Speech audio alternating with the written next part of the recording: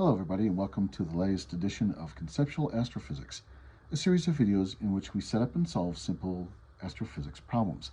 I'm your host, Dr. Christopher Cirola. Today we're looking again at Barnard star.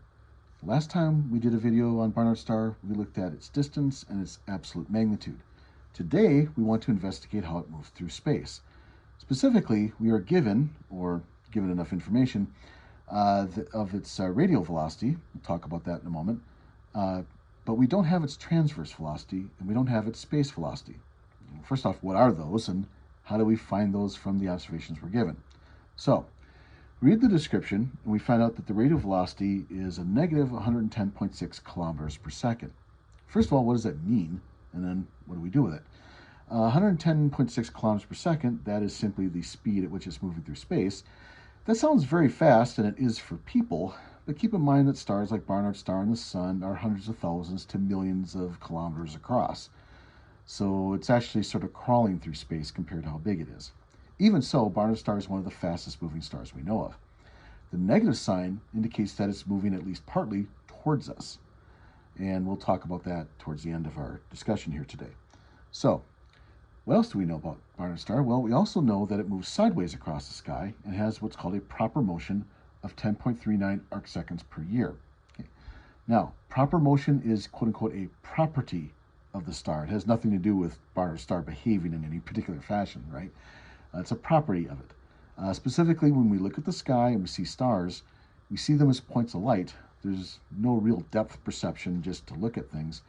And so Barnard star is a dot that seems to be moving across the sky at a certain rate. By how much? A little over 10 arc seconds every year. Now, that can't be seen with the naked eye directly. That's too small of an angle to see. But over many decades, you can actually tell, with the naked eye even, that Barnard star has moved slightly. So, again, it's a very fast-moving star as such things are concerned.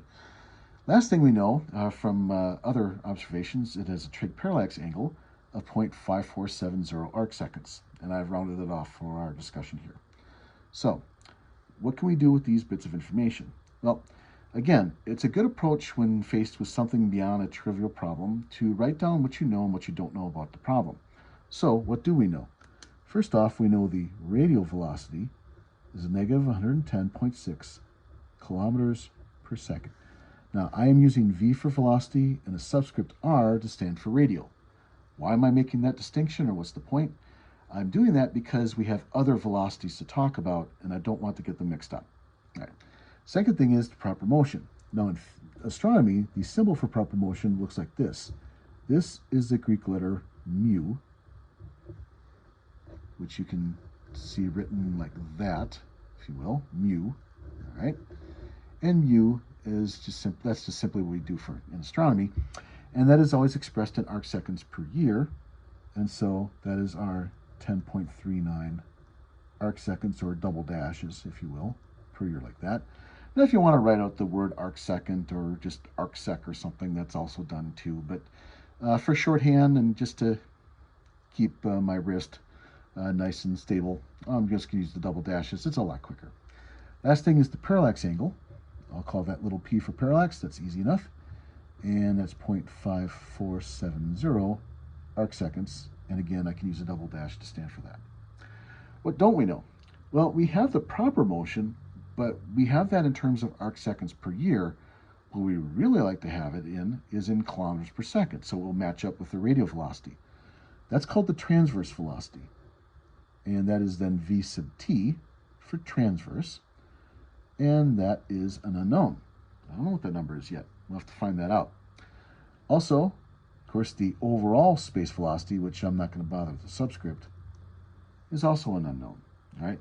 So let me write down some things here so we can see. In this case, little r stands for radial, and little letter t represents transverse, like this. Right. So radial means straight line. It's either coming straight towards us or straight away from us. In this case, the negative sign tells us that it's coming straight towards us. So at least part of the motion of Barnard star is coming towards us. Transverse means across our line of sight.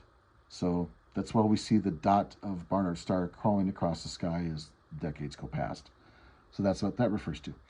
So what do we need in order to solve for these things? Well, first thing we need to do is to take this proper motion number and translate that into calculate what the transverse velocity is.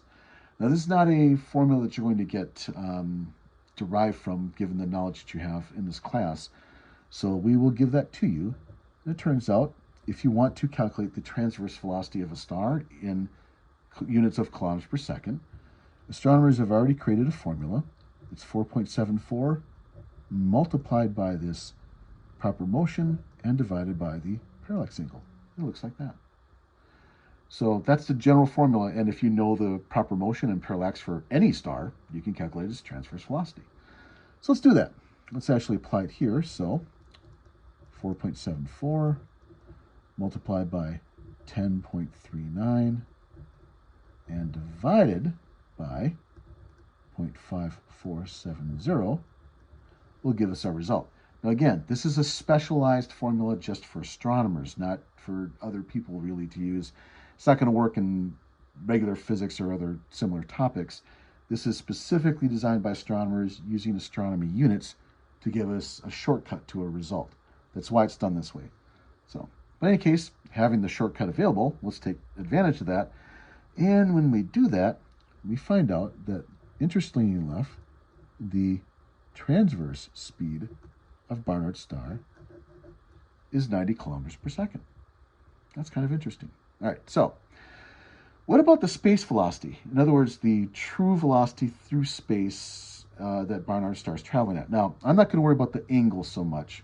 That is an extra bit that we could figure out. But I do want to find out the absolute number. I want to find out how fast it's traveling overall, because it's traveling both towards us and sideways. Now, a way to represent that is to do a little bit of sketch. So let me do that. So we can imagine, for example, doing a sideways sketch to represent its transverse velocity. So I can say something like that, transverse velocity like that, of Barnard's star, if you will. There we go. And its radial velocity. Now, in the case of Barnard's star, it's coming towards us. So I'm going to draw a line coming down like this to represent its radial velocity, like that. And we can imagine then, here we are on Earth, looking at this overall velocity. And again, in astronomy, you have a little stylized eyeball to represent us, the observers. Okay. Now, if you look carefully at what I've done here, let me connect these points.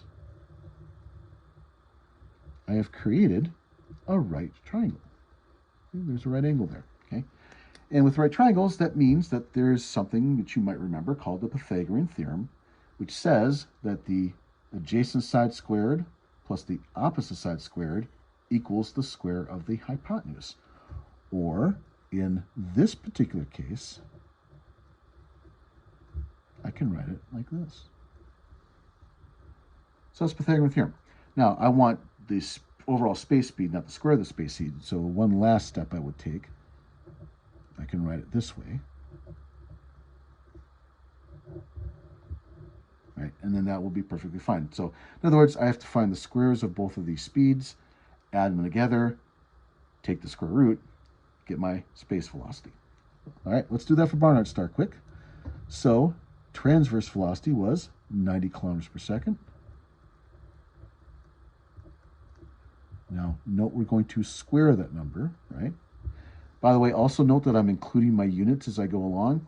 It's not super important in this particular case because we're using all the same units. It'll give us the same result ultimately.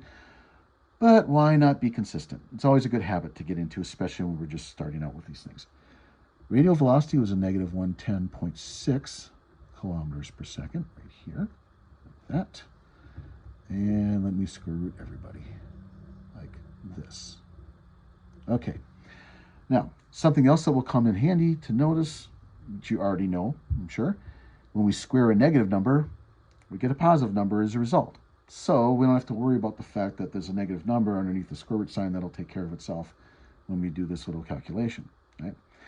And just to cut to the chase, and I always suggest everybody check these numbers with their own calculators, I get 142.6 kilometers per second as my space velocity for Barnard's star.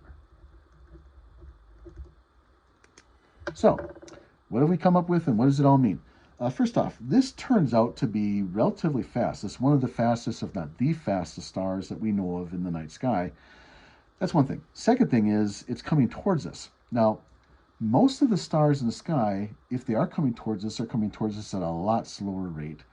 And there's an interesting reason why. So we're going to jump ahead a little bit with this discussion here to finish up today. Barnard star doesn't belong to the same part or region of the galaxy that most of the stars in the sky do. So we belong to something called the galactic disk. And it means what it says. We're in a flat disk, kind of like a frisbee or a pizza type shape. And the sun is sort of in the middle, kind of halfway out, if you will, from the center of that disk. And we and a lot of our neighboring stars are all rotating or orbiting the center of the galaxy in the same general rotational direction. Okay, so we all kind of go together. In other words, we're sort of like we're cars on the same side of a highway. So the sun can be, say, going 55 miles per hour, and there's Sirius going at 60 miles per hour, and there's, say, Tau Cetus going at 50 miles per hour. We're all going about the same speed. There's a little variation, but we're all going about the same speed and in the same general direction. Barnard star is coming towards us at a very fast speed. Or, another way to think of this is it's in the opposite lane. So it's not belonging to the disk. If it was in the disk, it'd be going in the same general direction as we are, but it's not. So Barnard star belongs to what we call the galactic halo. The galactic halo is a different region of the galaxy. It consists primarily of globular clusters and lots of old single stars, of which Barnard star is an example. So Barnard star is just passing by. It's passing through, if you will, passing through town. It's not going to stay here if you wait long enough. And of course, in astronomy, that means many thousands or millions even of years. It will no longer be in the galactic disk. It will be in some other part of the galaxy, more obviously. But for now, it's passing by. And that's why its space velocity is pretty large for a star. All right, everybody. Thank you for your attention. This has been Dr. Christopher Cirola, your host for Conceptual Astrophysics videos. And clear skies, everybody.